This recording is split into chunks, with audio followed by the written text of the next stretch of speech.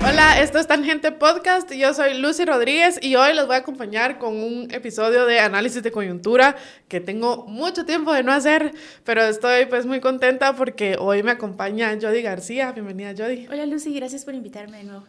Y bueno, vamos a platicar con Jody. Yo siempre hago el pequeño disclaimer a veces cuando tengo solo una invitada y va a ser una conversación fluida, que esto no es una entrevista, es decir, Jody y yo vamos a conversar acerca de coyuntura, va a haber preguntas, pero yo también voy a brindar mi análisis, porque si no a veces en los comentarios ponen como, mucho habla y la entrevistadora no deja hablar a su invitada, pero hoy vamos a hablar las dos probablemente equitativamente, ahí vamos a ver.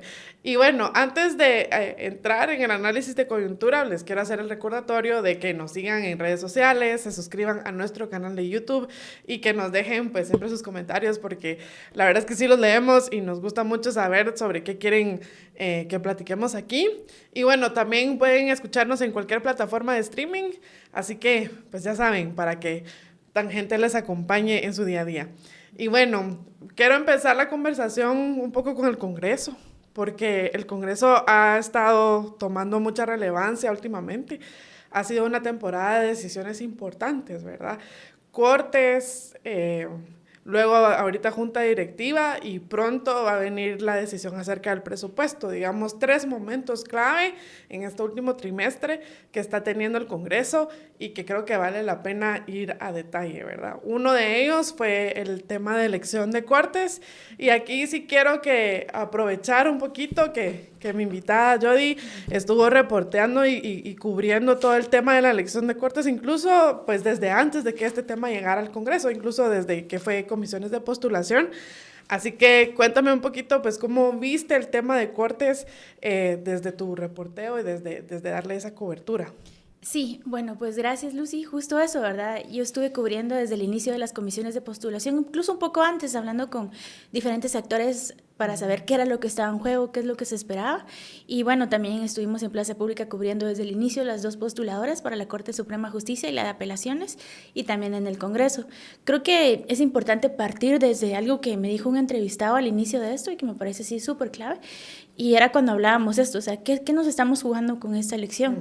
Y esta persona me decía, ahorita estamos viendo si va a continuar y se va a consolidar este sistema de represión y de criminalización, o si vamos a tener nuevos aires que nos permitan de alguna forma recuperar lo perdido, ¿verdad? Porque venimos de una Corte Suprema de Justicia que se extendió en el periodo por muchísimo tiempo y que se convirtió en una de las cortes más polémicas.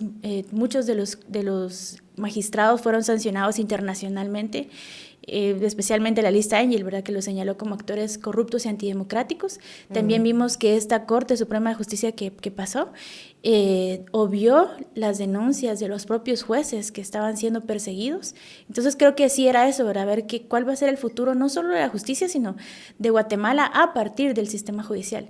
Entonces, pues pudimos seguir el trabajo de las comisiones de postulación y desde el inicio creo que fue claro ver que habían, al menos dentro de las postuladoras, 2 corrientes, ¿verdad? Dos grupos que se estaban ahí disputando. Sabemos que ningún grupo podía tener la mayor, o sea, es decir, para tomar una decisión tenían que tener mínimo 25 votos, ¿verdad? Y ninguno de los 2 grupos lo alcanzaba. Y creo que aquí fue clave ver la discusión de la sede. Eso fue el inicio, ¿verdad? Sabemos que estuvieron como un mes hablando si se quedaban en la Landívar o si se iban a la Corte Suprema de Justicia.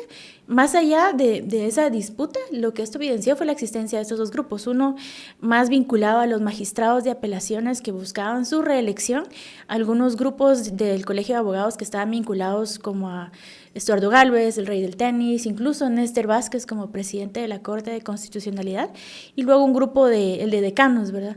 Y otros comisionados como de la Planilla 8, otras personas consideradas un poco más independientes de esos actores paralelos. Entonces, esa fue la primera discusión, la de la sede, pero a lo largo de todo el proceso pudimos ir viendo cómo un grupo presionaba más, por ejemplo, el tema de las tachas, ¿verdad?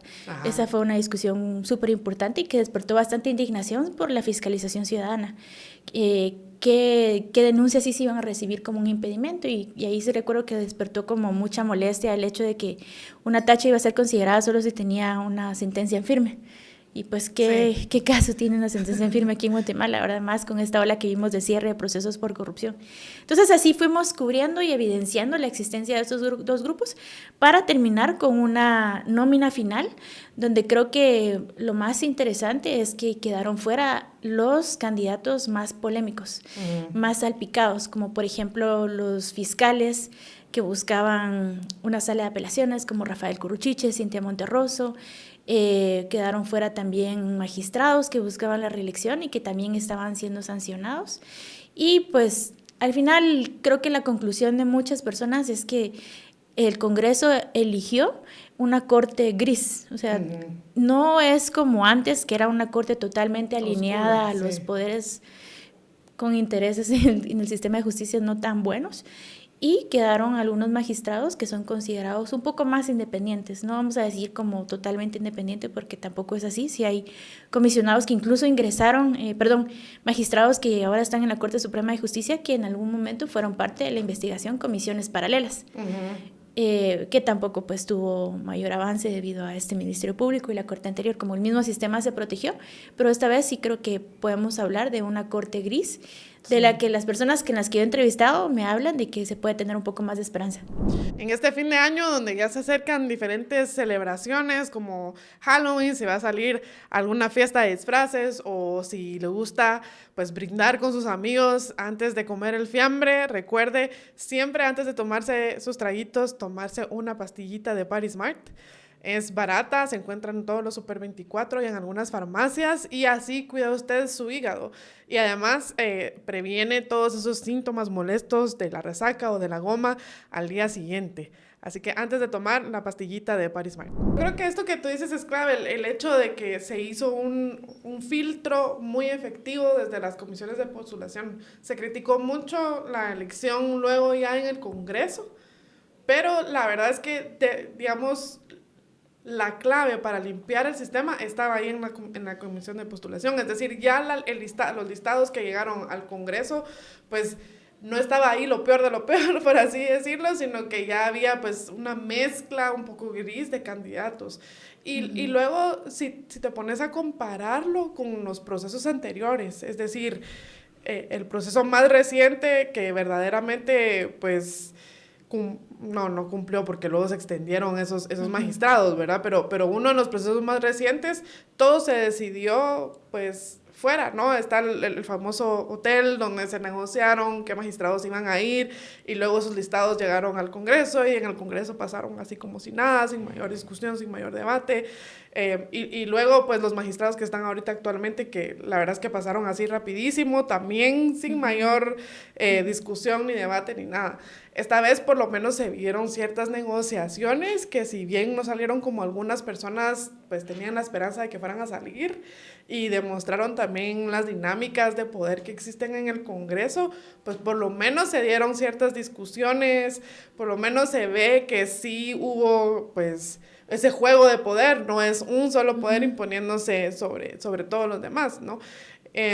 Y luego lo que sí es que toca ir viendo ahorita los resultados de esta elección de Cortes, es decir, digamos, uno puede ver cómo fue el proceso y decir, bueno, en comisiones de postulación estuvo un poquito complicado, pero se logró filtrar bastante, y lo que tú decías, esos operadores que antes hacían las cosas pues desde tras bambalinas o digamos con ciertas personas jalando sus hilos por allí, ahora estas personas no tuvieron tanta injerencia como en otros años, es decir, hubo por ahí actores que retaron un poquito ese poder. Y luego ya al llegar al Congreso, si bien se tenía una expectativa de que, bueno, en el Congreso se va a lograr pues una lista que todo el mundo creía que iba a ser, pero luego resultó que no, los votos, etcétera.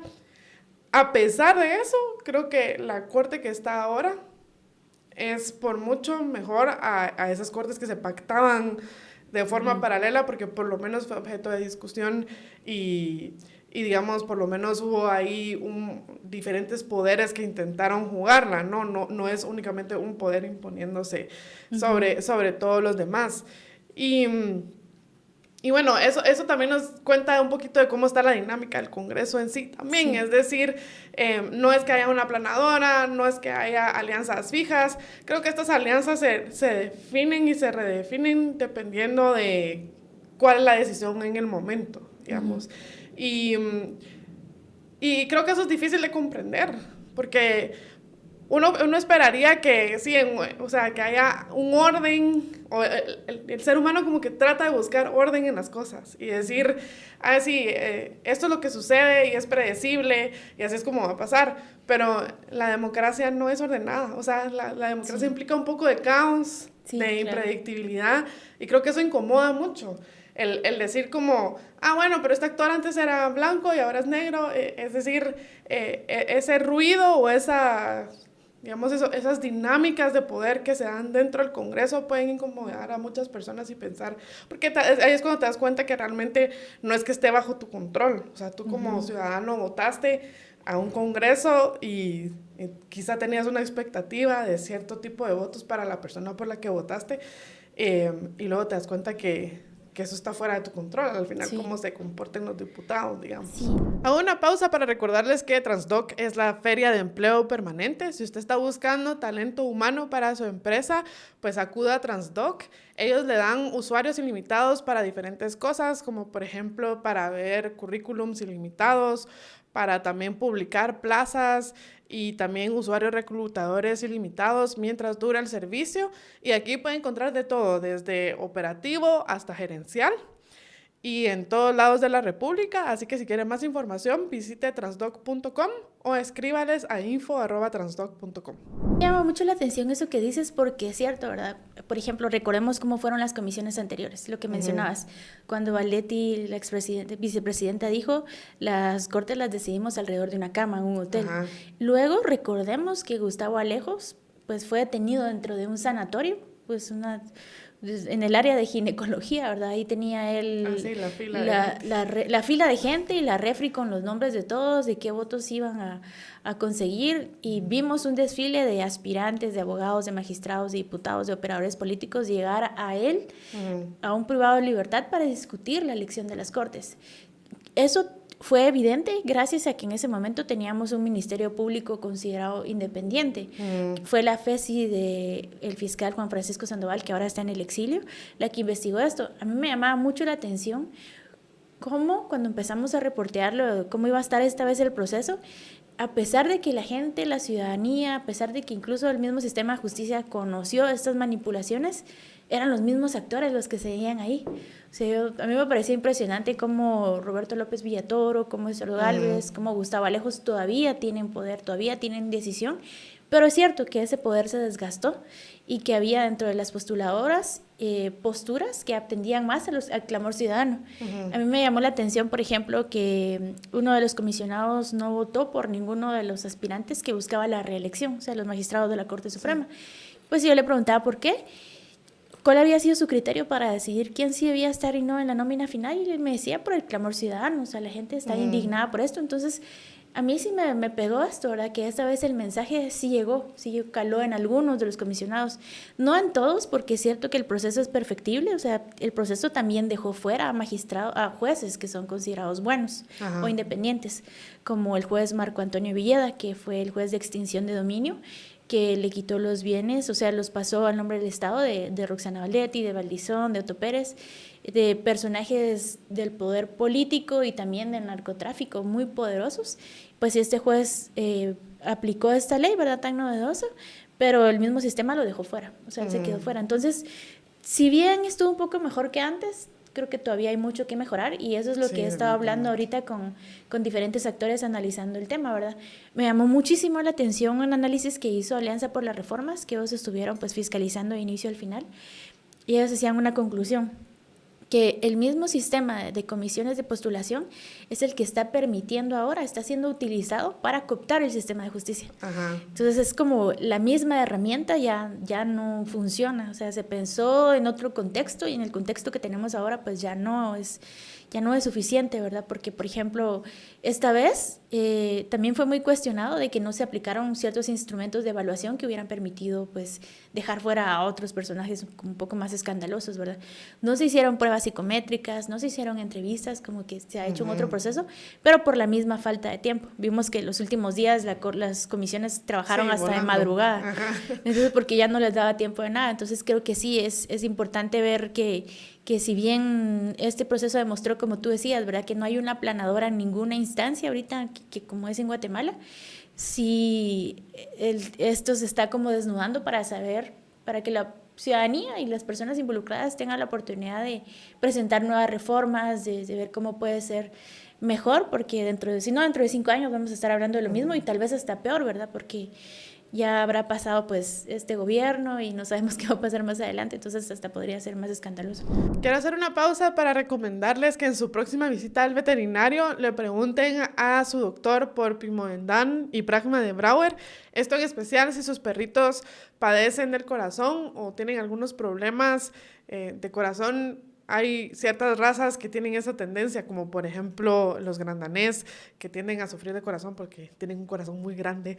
Así que si usted quiere a su perrito y quiere cuidar el corazón de su perrito, pregúntale a su veterinario por Pimovendan y Pragma de Brouwer. Son medicamentos que vienen en una cajita roja y además están a un precio pues bastante más barato que la competencia, así que aproveche y pregúntele a su veterinario. Esa es una conclusión bastante compartida, digamos, varios de los comisionados lo han dicho, analistas lo dicen, juristas, que ya, digamos, este sistema caducó y toca pensar en una reforma del sector justicia, ¿no? de la forma en que elegimos jueces y magistrados.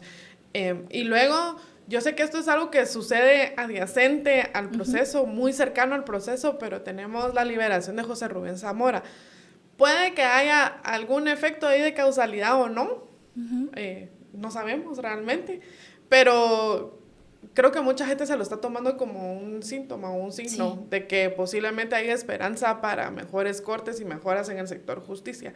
Esto también es algo que has cubierto tú, la liberación de José Rubén. Tal vez nos cuentas un poco lo que viste. Sí, pero justo 4 de los aspirantes ya que estaban en la nómina final para la Corte Suprema de Justicia eran magistrados de la Cámara Penal que programaron para septiembre de 2025 una vista pública para que Zamora pudiera pedir su libertad. Entonces eso también despertó mucha indignación porque, bueno, ya de por sí hay mucha mora, ¿verdad? En esos casos sí hay como una larga lista de espera, pero por ser un personaje tan mediático, también demuestra un poco de la voluntad de los magistrados, ¿verdad?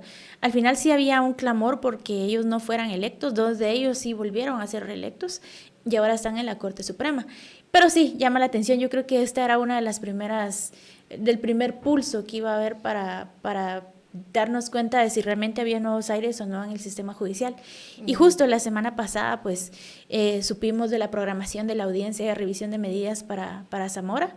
Y al inicio, pues, como siempre pasa en estos casos, sabes que está programada la audiencia, pero siempre está la incertidumbre de puede que se va a suspender.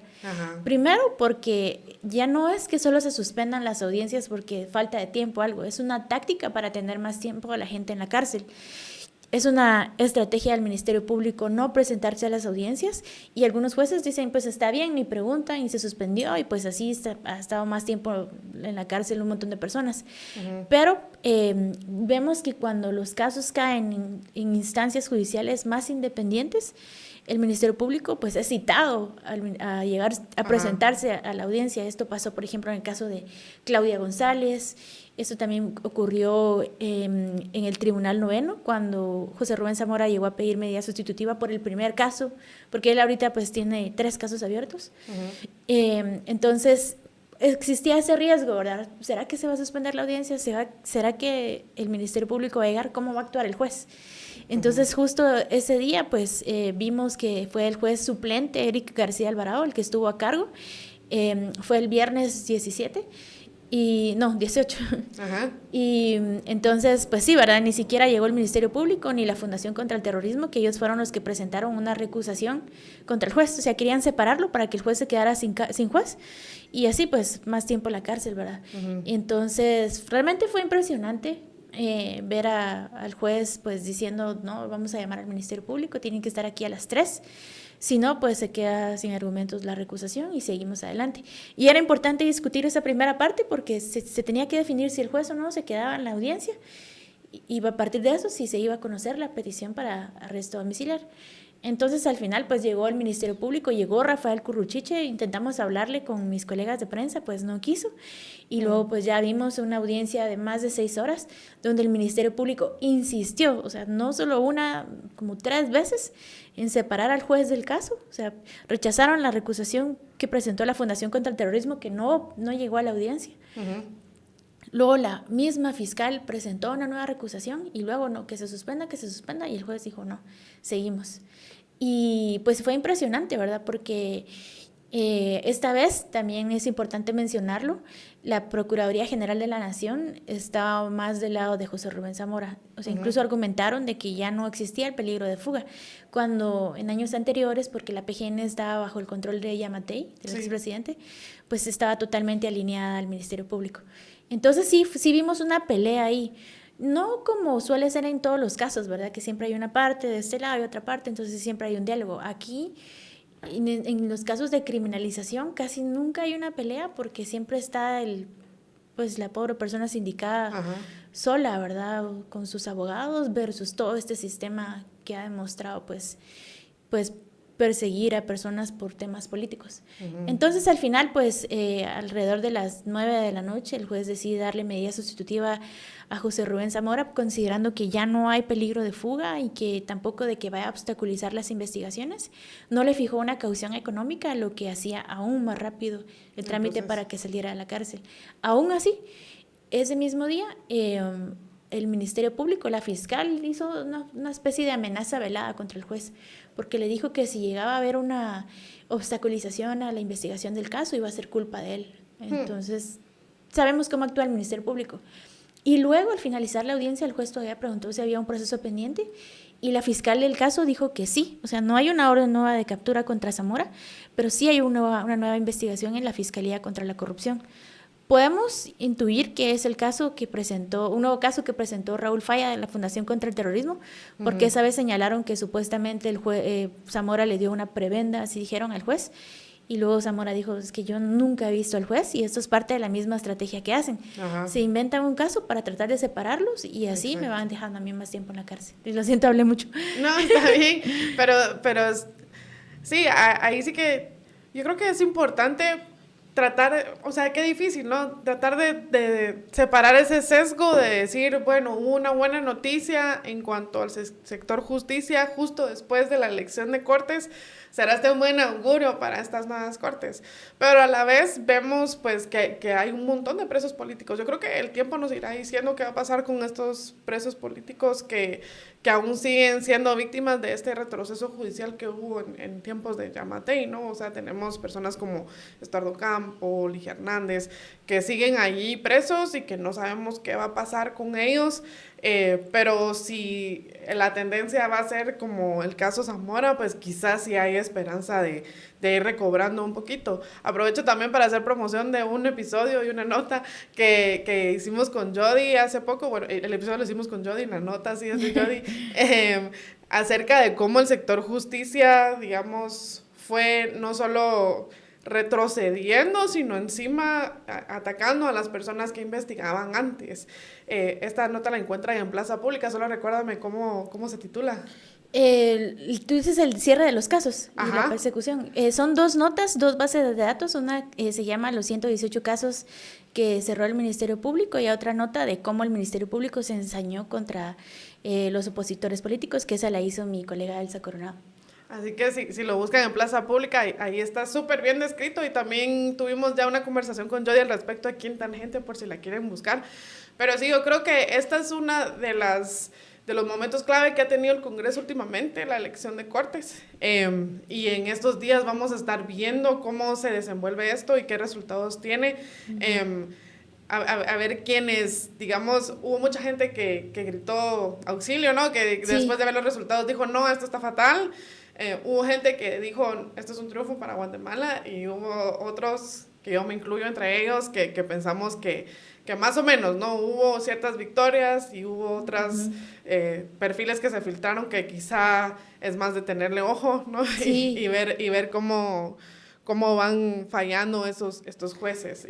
Tal vez a mí me gustaría agregar algo, ¿verdad? Creo que el último año y creo que la criminalización puso muchas alertas sobre Guatemala, o sea, alertas de entes internacionales grandes, ¿verdad? Por ejemplo, Amnistía Internacional vigiló el caso de Zamora y también el de Virginia La Parra. Vino la Comisión Interamericana de Derechos Humanos al país, se entrevistó con muchas personas y a mí sí me llamó mucho la atención que ellos mismos, la CIDH, pues evidenció que esto que está pasando con Estuardo Campo, que tú mencionas, y que también hemos empezado a ver en el caso de Ligia Hernández, no es casualidad, es parte de una estrategia del Ministerio Público, que es presentar más de un caso, porque si cierran uno, pues ya tienen el otro para mantener ahí a las personas. Y luego estar procurando constantemente la suspensión de las audiencias. Creo que es increíble y tiene que ser indignante para todos que, por ejemplo, Estuardo Campo pasó más de un año esperando una audiencia para saber si iba o no a enfrentar juicio. Y era constante. Ayer o hoy todavía le volvieron a suspender otra audiencia porque tiene otros casos. Entonces vemos esta suspensión y esa suspensión que lo que hace es que la persona esté totalmente lejos de poder resolver su situación jurídica. Porque una vez te mandan a juicio, pues ya sabes que va a haber un juicio, vas a poder presentar tus pruebas y luego pues ya se define si eres o no culpable o si eres inocente. Pero en este caso, pues no, es una estrategia que ya organismos internacionales han evidenciado. Y lo de la CIDH lo mencionaba porque la CIDH le hizo una recomendación al Estado de Guatemala de ordenar una evaluación independiente al Ministerio Público. Todavía pues está pendiente de ver quién la va a hacer, eso es algo que tiene que resolver el gobierno de Bernardo Arévalo, pero pues en el marco de la elección de magistrados y de esta evaluación yo platiqué con Claudia Paz y Paz, que ya salió, la exfiscal general, esta entrevista ya fue publicada, ya decía, esta evaluación va a ser importante también, no solo para ver en qué ha fallado el sistema, sino para ver cuáles son las rutas para poder recuperar lo perdido. Sí. Entonces creo que eso sí me hace súper importante. Si bien ahorita hay una nueva corte y se perciben nuevos aires, creo que también debe ser un momento de empezar a pensar como dónde están estos grandes agujeros en el sistema de justicia para poder resolverlos, ¿verdad? Y ahorita pues también hay que ver qué acción va a tomar el Ministerio Público, cómo va a estar actuando, porque sabemos que en el 2026 ya hay una nueva elección de fiscal general. Sí, o sea, el tener jueces que no se les cuadran, más saber que el tiempo se les acaba, creo que es una combinación que puede cambiar el comportamiento del mismo Ministerio Público. Veremos si es hacia la desesperación y a redoblar su estrategia o si es hacia más mesura y bueno, ahí sí que tocará ver cómo reacciona la fiscal y su equipo. Y yo creo que esa combinación que mencionas sí es fatal, o sea, tanto el hecho que se descuide las investigaciones, se desestimen y casos sobreseídos, etcétera. O sea, esa negligencia de investigación criminal combinado con una estrategia deliberada, ¿no? Que son acciones sistemáticas para criminalizar a personas que antes eran las que buscaban la justicia y por eso es que hay tanto operador de justicia exiliado. Es fatal para no solo para el sistema de justicia, sino para la democracia como tal aquí en el país. Así que sí. Y también la destrucción de la carrera fiscal, pues también hemos hablado mucho y creo que en el momento lo hablamos también aquí, sobre cómo también Consuelo Porras modificó tanto el sistema de los trabajadores del Ministerio Público que ahora te pueden despedir así solo porque publicaste un tuit a favor de Arévalo, ¿verdad? Que hemos visto que ha pasado, ¿verdad? Y se destruye un montón de carrera fiscal. Eso no implica solo un problema para los trabajadores, pues que se quedaron sin su puesto, sino también para las futuras investigaciones que requieren de esta mística, de estas técnicas de investigación que se van perdiendo si están ocupando estos espacios gente allegada que tal vez no tiene las capacidades. Sí, o la formación o la experiencia, sí, de acuerdo. Y bueno, volviendo a coyuntura, porque a mí también me encanta más como profundizar, pero hoy tocó coyuntura, así que volviendo a la coyuntura, otro de los momentos clave que ha habido en el Congreso y que recientemente pasó fue la elección de la Junta Directiva. Esta es otra votación que fue controversial, es decir, igual que con las Cortes se tenía una expectativa de un tipo de dinámica de voto que no fue la que observamos ayer. A mí me llama la atención, por ejemplo, el hecho de que haya habido solo una planilla. Yo creo que realmente yo no recuerdo alguna ocasión reciente en la que haya habido solo planilla única, digamos, y que haya tenido tanta...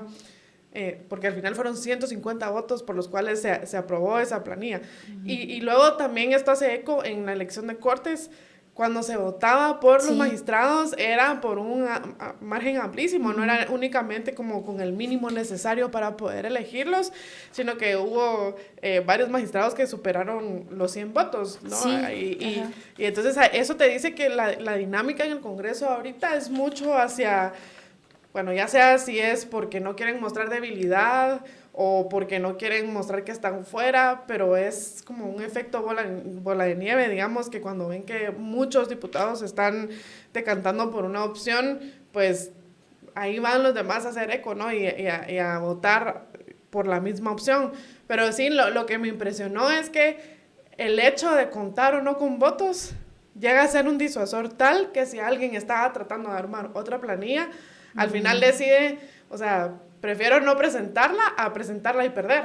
Digamos, como que el acto simbólico de perder es algo que está siendo muy temido ahorita por los diputados, el decir, yo no quiero salir perdedor de una... Cuando en otras ocasiones se ha visto que presentan, ya sea planillas, iniciativas u otro tipo de llamados a votación, donde, bueno, aunque pierda, ¿no? Lo presento y pues ya en los votos se verá, ¿no? Pero esta vez no, o sea, esta vez es como planilla única, 150 votos y aunque hubo rumores de que se iban a armar otras planillas, al final desisten sin siquiera intentarlo.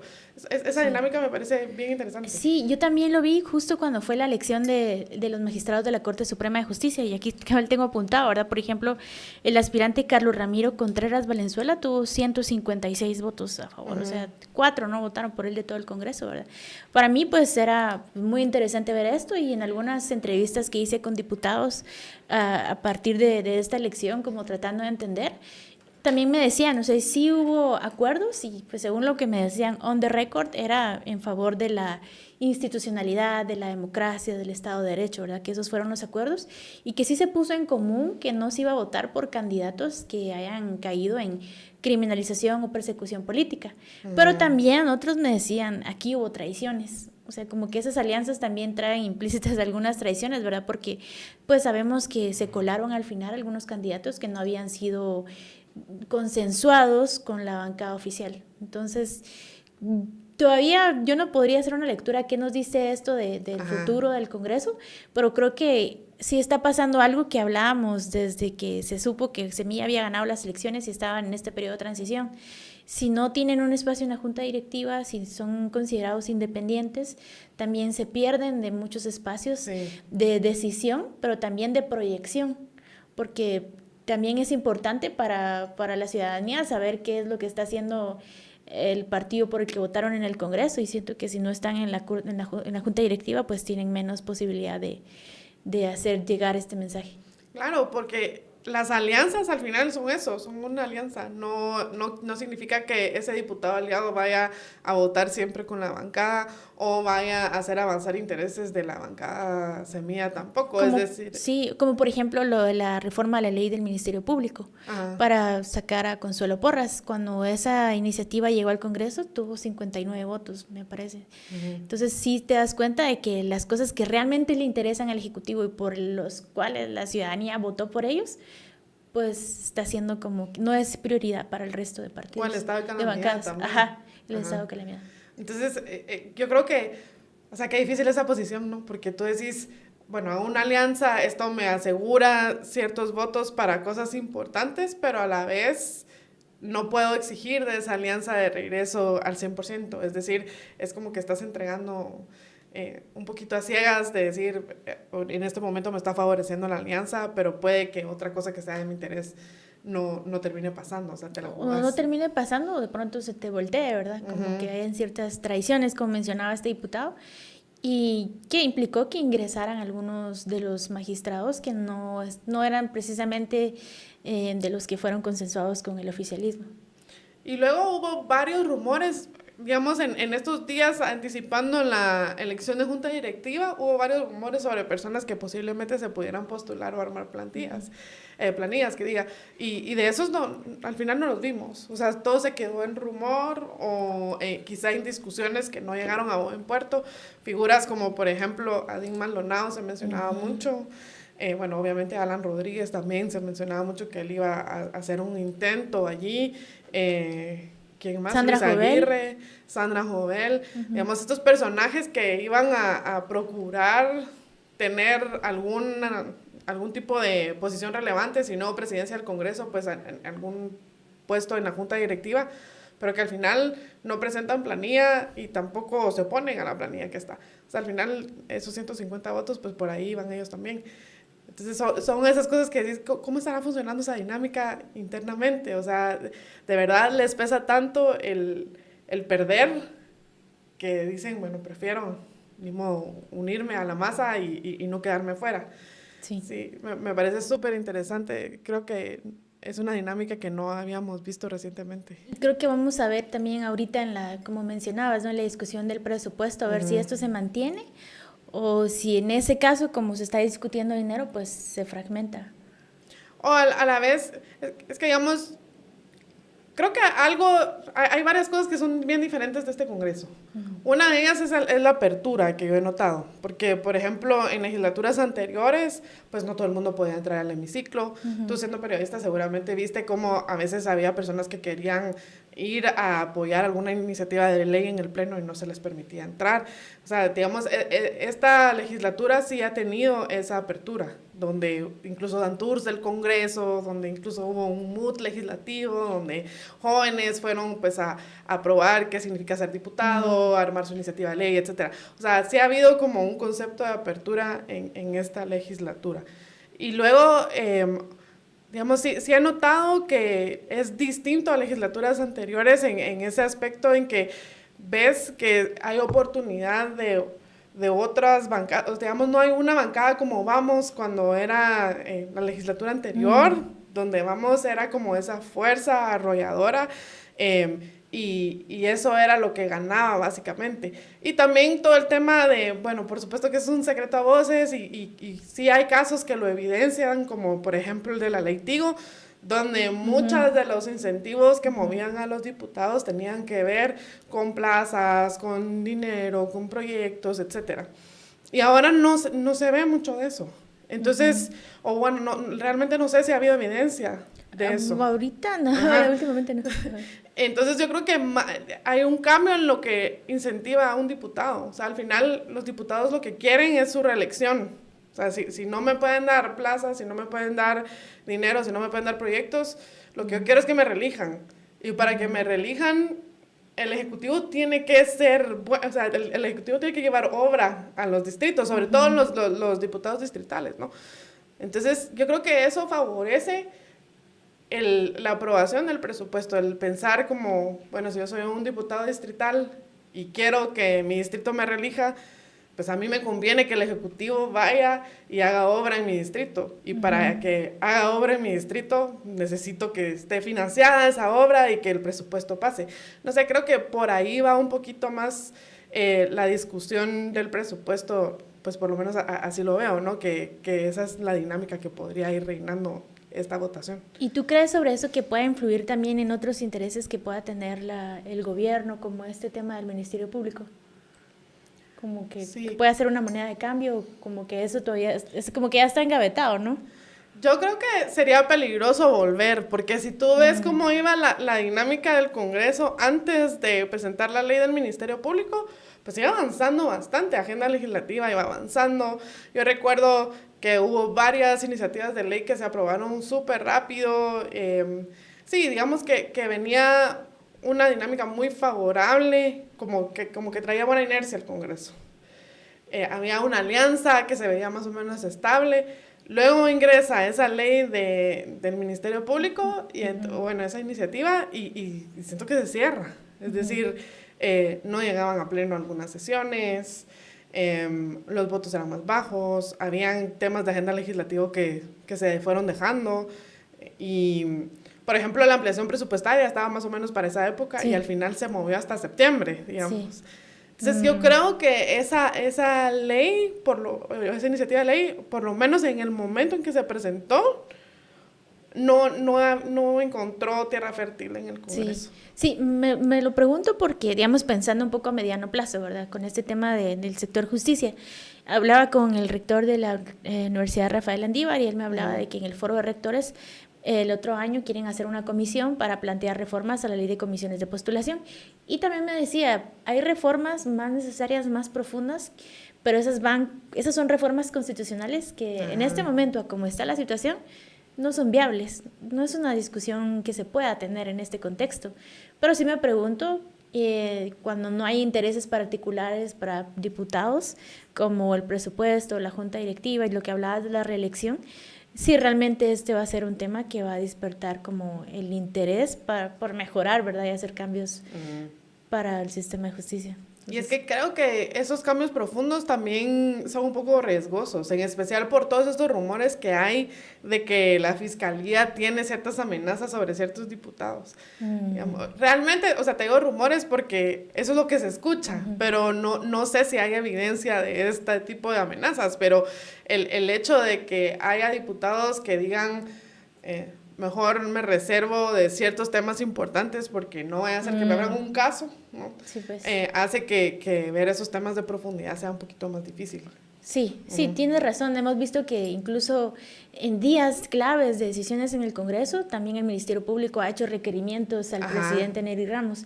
Entonces es como alguna forma de estar ahí presente, como amenazando con tus recursos sin realmente todavía presentar un proceso como tal, pero hacer requerimientos que son requerimientos que son hasta de trámite, ¿no? Pero la forma en que los publicitan hace ver, como hemos dicho en las comisiones de postulación, que el MP está al acecho. Ajá, como que sí están bien pendientes. Sí, yo creo que si tuviéramos que predecir cómo va a ser la votación de presupuesto usando como elementos la elección de Cortes y la elección de Junta Directiva, creo que se augura un buen momento para el presupuesto, porque como ves la dinámica que ha sido, la formación de las alianzas y las votaciones en estas dos ocasiones, digamos, si tuviera que usar eso como insumos para predecir, diría que sí va por buen camino el presupuesto, pero ya veremos. Creo que eso tocará observar en los próximos días. Y luego sobre temas de coyuntura, también teníamos en mente platicar acerca de las elecciones en Estados Unidos. Creo que es inevitable que desde Guatemala se analice esa elección por el impacto que puede llegar a tener, ¿verdad? Tanto por nuestros hermanos migrantes que están viviendo allá, como los efectos económicos, como todo el efecto ideológico de narrativa que impacta aquí. Yo creo que un MP como el que tenemos ahora y una fundación contra el terrorismo como existe hoy, no fuera posible si no hubiera trumpismo en Estados Unidos. Porque cuando tú ves su discurso, su narrativa, su propaganda, las ideas son demasiado parecidas, es el mismo guión, están siguiendo más o menos los mismos pasos del conservadurismo extremo en Estados Unidos, e incluso el financiamiento también, el hecho de que van a tener lobby allá a Estados Unidos en estos temas. Creo que sí es un impacto pues bastante notorio y creo que incluso más grave que los efectos que pueda tener en la economía y en la migración. Sí, yo creo que aquí es bien sencillo tener como una especie de panorama de lo que podría pasar, porque ya sucedió. O sea, cuando Trump estuvo la primera vez en la presidencia, coincidió en Guatemala con la lucha por la permanencia o no de la CICIG. Entonces, no sé si te recuerdas, en ese tiempo estaba pues el presidente Jimmy Morales en el cargo, había un lobby activo en contra de la CICIG, en contra del ex embajador Todd Robinson en Estados Unidos, y que sí tuvo eco. O sea, ahí sí hicimos un reportaje con mi colega Javier Estrada en ese momento sobre cómo el cambio de la sede de la embajada de Israel fue de alguna especie una moneda de cambio por el silencio del desmantelamiento de la lucha contra la corrupción en Guatemala. Entonces, al mismo tiempo que eso iba a pasar, pues Trump no volteó a ver a Guatemala y pues acá pudieron sacar, incluso te recuerdas, los jeeps para intimidar a la CICIG, y nadie dijo nada en Estados Unidos. Y hemos visto también que acá o sea, es importante mencionar que mucha de la presión para que Bernardo Arévalo tomara el poder, o sea, asumiera el cargo, Sí.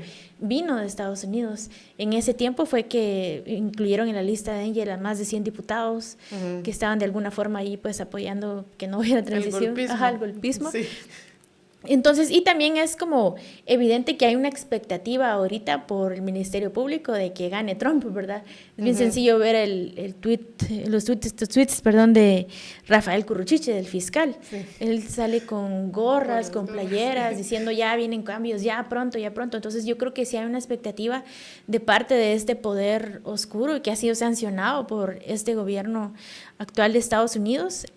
O sea, existe esa expectativa de que haya un cambio que de Trump, porque eso va a facilitar de alguna forma los planes que tiene el Ministerio Público. O al menos esa es la esperanza que ellos tienen, pues, Sí. porque quizá, o sea, realmente es difícil dimensionar el alcance de ese lobby y puede que, porque tú lo decías la vez pasada, lo que hicieron fue voltear a ver a otro lado y solo dejarlos hacer, pero no hubo un involucramiento activo para apoyarles tampoco. No, ajá. Entonces puede ser también que Rafael Curruchiche esté armándose una expectativa aún mucho más grande de lo que realmente, porque digamos, me imagino que también entre sus expectativas será que lo saquen de estas listas, que les devuelvan sus derechos, o bueno, es que en realidad una visa no es un derecho, ¿no? Pero digamos que les devuelvan sus visas o algunos que donde sí afecta incluso pues su patrimonio Miguel Martínez. Ajá, exacto, y los bancos, etcétera. Quizá eso está dentro de sus mismas expectativas también. O él está esperando algún tipo de apoyo activo o algo así, no sé. Creo que mucho de este tema ideológico a veces pues crea esos castillos de naipes donde ellos piensan que hay una realidad así, sí. Creo que se vuelven en estas religiones seculares donde hay como dogma y hay fe y hay esperanza, pero realmente les falta pragmatismo. Ahora, ¿qué sería riesgoso una victoria de Trump para el sector justicia en Guatemala y demás? Creo que, como tú lo decías, hay evidencia del pasado de que sí sea así. Además que en esa época de Trump también hubo recortes en programas de ayuda que también vendrían a afectar. Digamos, Guatemala, quiera que no, sí depende en alguna medida de estos programas de ayuda que provee Estados Unidos y es posible que con una llegada de Trump esto se recorte.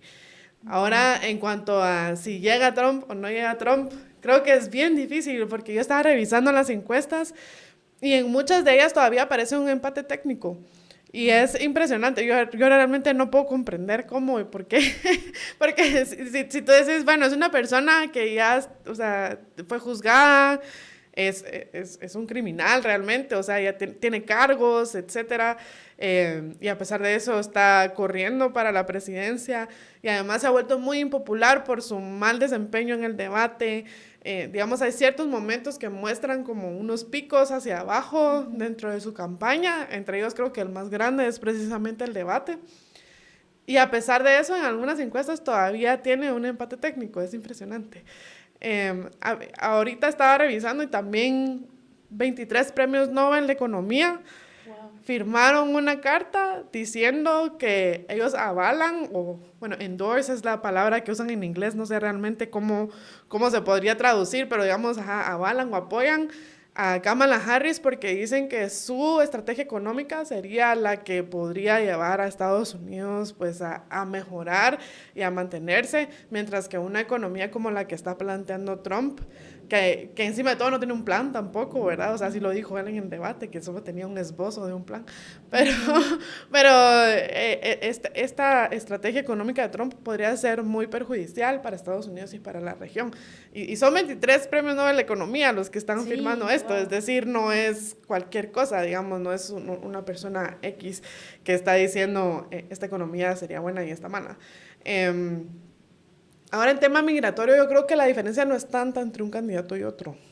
Sí. Porque si vemos Trump versus Joe Biden, sí hay ciertos cambios humanitarios. Por ejemplo, el tema de separación de las familias, creo que sí hubo una mejora a partir de que entró Biden versus Trump, en especial en lo que se refiere a los menores en las aulas. O sea, yo sí recuerdo, para mí sí fue muy traumático como madre de niñas pequeñas cuando estaba Trump, ver como para los niños, y entre esos niños había muchos guatemaltecos, el hecho de que los tuvieran en esas aulas, el hecho de que los separaran de sus familias, en la frontera, creo que sí hay ciertas mejoras en este tipo de medidas, pero en temas migratorios realmente no hay una diferencia así abismal entre uno y otro.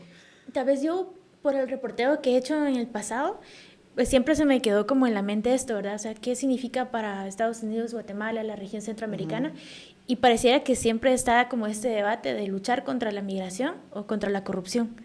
Y cuando vimos, por ejemplo, que se descuidó el tema de la corrupción, pues yo creo que acá también despierta muchas preocupaciones, ¿verdad? O sea, tal vez no hemos visto una estadística que diga tanta cantidad de personas migra por temas de corrupción, pero sí hemos visto que se reducen las oportunidades, ¿verdad? Yo en los últimos años he visto muchos programas de apoyo a pequeñas emprendedoras en las comunidades, visas de trabajo en Estados Unidos, como que había cierto tipo de más alternativas. Pero en cambio con Trump es como que todo el país estaba en llamas, ¿verdad? Habían como muchos fuegos por todos lados. Entonces yo creo que al menos ahorita hay más atención de Estados Unidos en temas anticorrupción en Guatemala. Hay sanciones, hay apoyo a ONGs, a organizaciones que vigilan este tipo de procesos. Pero creo que, como tú dices, es difícil anticipar, pero como lo vimos en el pasado, creo que los corruptos se sienten mucho más cómodos con alguien como Trump en el poder.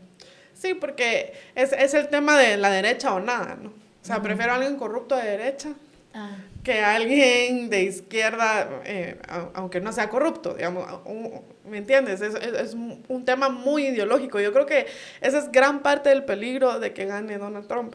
El tema ideológico llevado al extremo, o sea, el hecho de que se niegue la democracia, digamos, el hecho de que el 6 de enero hayan llegado al Capitolio los fanáticos de Trump a decir que las elecciones habían sido pues un fraude y a no reconocer la victoria de Joe Biden. Esto es algo que muy fácil se puede ver en el espejo aquí. Es decir, todo el tema del golpismo al inicio y cómo costó que tomara posesión Bernardo Arévalo. Todo el tema de cómo se trastocó la elección también al inicio en el 2023, sacando candidatos y demás. Es decir, esa falta de respetar a la democracia es algo que se exacerba con estas ideas que trae Donald Trump y que él predica y que él incentiva, ¿no?, entre la gente que está ahí. Y yo creo que la verdad es que es trágico para el sistema electoral estadounidense, porque, digamos, yo recuerdo, siendo estudiante de ciencias políticas, haber visto estos debates del Partido Republicano. O sea, a veces veía 5 o 6 candidatos debatiendo cosas, pues eran debates de altura, que era que no siempre hay un poquito de ese histrionismo que hay en los debates políticos, ¿no? Pero sí había como debates de altura sobre políticas públicas y cosas, y era un deleite ver eso, pues.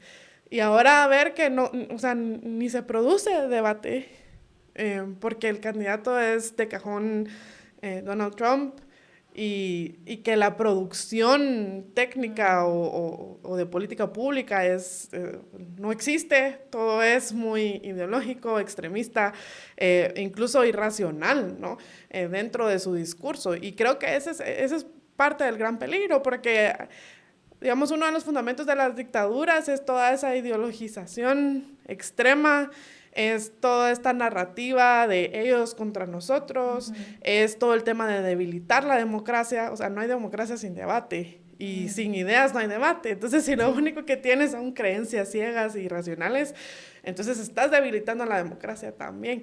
Y ese es como, para mí, uno de los peligros más grandes de un posible triunfo de Donald Trump. Lo fácil que se reflejan esas ideas aquí después y se replican o se tropicalizan, digamos, a lo Chapín. Puede que peor, ¿verdad? El trumpismo Chapín que tenemos, creo que sí es peligroso alimentarlo. Y una de las ventajas de que si Donald Trump llegara a perder, yo creo que sería un momento, bueno, esa sería, ya es expectativa mía, pero yo creo que sería un momento en que el Partido Republicano pueda reflexionar y decir como, bueno, ya hubo 3 elecciones en donde esta persona, pues primero triunfó, luego perdió y luego primero Dios pierde. Ya es hora de renovar este partido, pues, porque ya solo nos está produciendo personas ideologizadas y sin mayor sustancia, y encima pues el tipo es un patán y un criminal y demás, ¿no? Entonces creo que sería un buen momento de reflexión para el Partido Republicano y para la democracia estadounidense como un todo, porque si te das cuenta, hasta que entró Kamala Harris a la carrera, los únicos candidatos eran 2 señores seniles, básicamente, o sea, 2 señores ya grandes, blancos, o sea, no había diversidad. Sí. Entonces tú te preguntas cómo es posible que en un país que tiene tantas oportunidades no haya liderazgo joven, diverso, que esté queriendo entrar a la carrera, ¿no? Sí, yo creo que, bueno, ahí sí que nos va a tocar esperar, ¿verdad? Y no, yo solo quería aprovechar ese espacio también para promocionar el trabajo de mis colegas.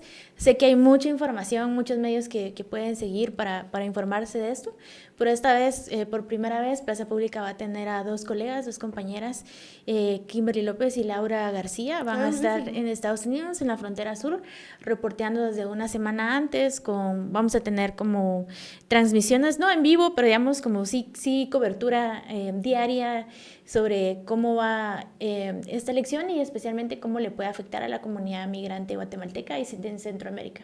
Entonces, nada más quería dejarlo ahí para que puedan seguirnos y vernos.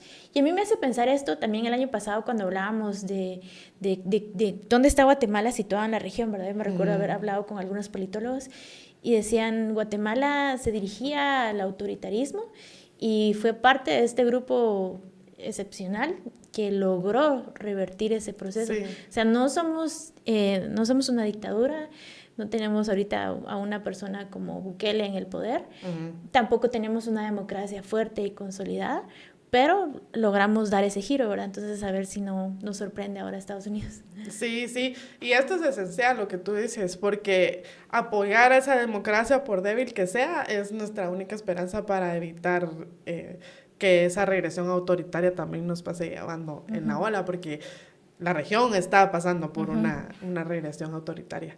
Así que sí, ahí voy a estar pendiente del reporteo de Plaza, que por cierto ahora ya tiene edición impresa, los felicito. Gracias, la verdad que ha sido muy bonito el recibimiento de la gente, ya vemos la segunda edición.